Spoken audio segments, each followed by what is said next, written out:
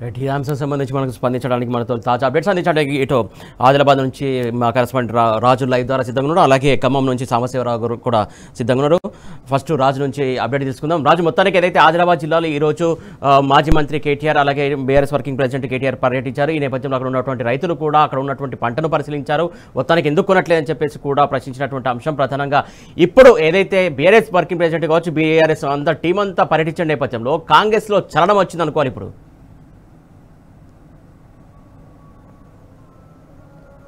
సురేష్, ఖచ్చితంగా కాంగ్రెస్ ప్రభుత్వంలో చలనం వచ్చిందని చెప్పవచ్చు.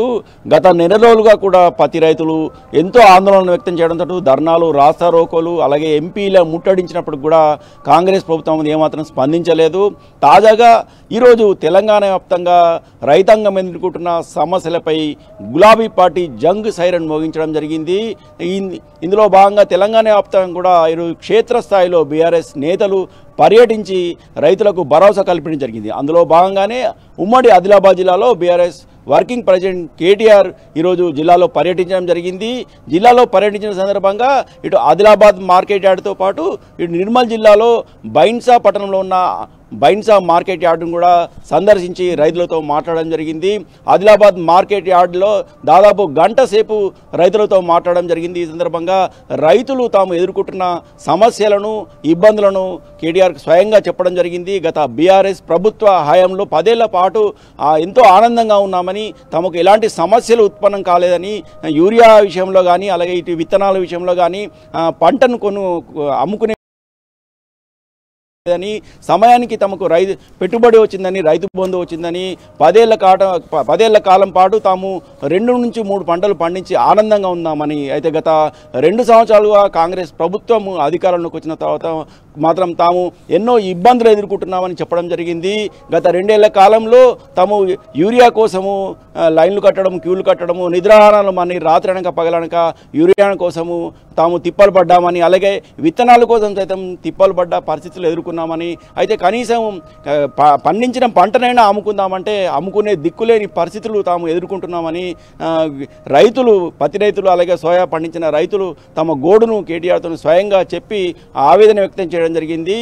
ఈ సందర్భంగా బీఆర్ఎస్ వర్కింగ్ ప్రెసిడెంట్ కేటీఆర్ మాట్లాడుతూ తాము ఖచ్చితంగా అండగా ఉండడానికే రైతులకు అండగా ఉండడానికే అలాగే మేమున్నామని చెప్పడానికే ఈ భరోసా యాత్రను చేపట్టడం జరిగిందని, ఈ ఖచ్చితంగా రైతులకు అండగా ఉండి పోరాటం చేస్తామని, పోరాటం తప్ప మరో గత్యంతరం లేదని, తెలంగాణ ఉద్యమంలో సైతం తాము పోరాటం చేసి తెలంగాణను సాధించుకున్నామని, అలాగే ఈ రైతాంగ సమస్యలు రైతులకు న్యాయం జరిగే వరకు బీఆర్ఎస్ పార్టీ అండగా ఉండి పోరాటం చేస్తుందని రైతులకు భరోసా ఇవ్వడం జరిగింది.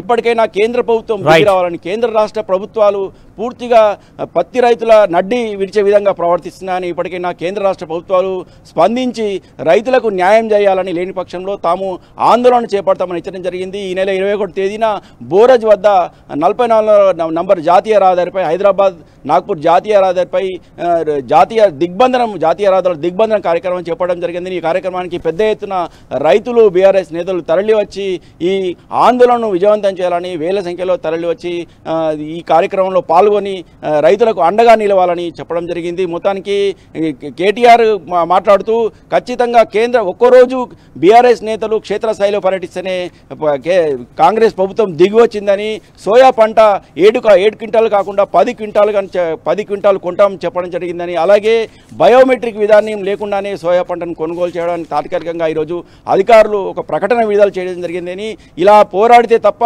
తమకు రైతులకు న్యాయం జరగదని, అందుకోసమే తాము పోరుబాట పట్టామని చెప్పేసి రైతులకు భరోసా ఇవ్వడం జరిగింది.